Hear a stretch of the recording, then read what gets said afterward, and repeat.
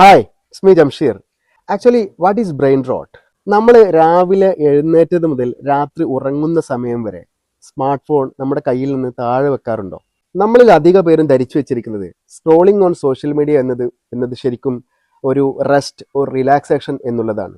ശരിക്കും ഈ ധാരണ തെറ്റാണ്. പക്ഷെ ആദ്യമേ പറയട്ടെ, ഈ ഒരു ബ്രെയിൻ റോട്ട് എന്ന് പറയുന്ന സംഗതി 1-2 മിനിറ്റ് കൊണ്ട് വിശദീകരിക്കാൻ കഴിയുന്ന ഒരു സംഗതിയേ അല്ല. ഇങ്ങനെ കണ്ടിന്യൂസ് ആയി മണിക്കൂറുകളോളം ഒരു ഇന്റർവെൽ ഇല്ലാതെ നമ്മൾ ഈ സ്മാർട്ട് ഫോൺ അല്ലെങ്കിൽ സോഷ്യൽ മീഡിയ അഡിക്ഷൻ നമുക്കുണ്ടെങ്കിൽ ഇത് നമ്മുടെ മനസ്സിനും ബ്രെയിനിനും ഒരുപോലെ ടയർഡ്നെസ് ഉണ്ടാക്കുന്നു.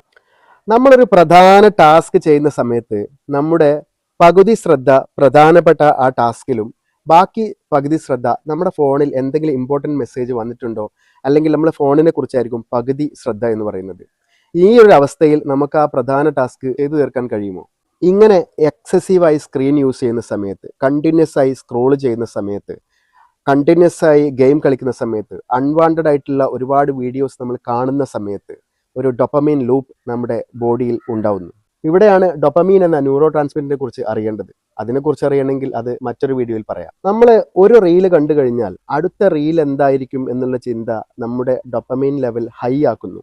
ഇത്തരത്തിലുണ്ടാവുന്ന ഓവർ സ്റ്റിമുലേഷൻ നമ്മുടെ ബ്രെയിനിനെ, മൈൻഡിനെ, നമ്മളെ പ്രധാനപ്പെട്ട ജോലികളെ പ്രധാനമായും ബാധിക്കുന്നു. ഉദാഹരണം പറയുകയാണെങ്കിൽ, നമ്മൾ യൂട്യൂബ്, ഇൻസ്റ്റഗ്രാമിലൊക്കെ റീൽസുകൾ കാണുന്ന സമയത്ത് ഓരോ റീലും വ്യത്യസ്ത ഇമോഷനുകൾ ഉള്ളതായിരിക്കും.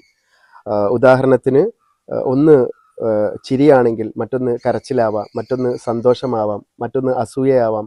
ഇങ്ങനെ ഇമോഷൻസിനെ തിരിച്ചറിയാൻ പറ്റാത്ത, കൺട്രോൾ ചെയ്യാൻ പറ്റാത്തൊരവസ്ഥയിലേക്ക് നമ്മളെ ബ്രെയിൻ എത്തപ്പെടുന്നു.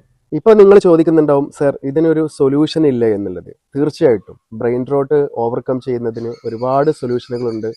ആ സൊല്യൂഷനുകളുമായി നമുക്ക് മറ്റൊരു വീഡിയോയിൽ കാണാം.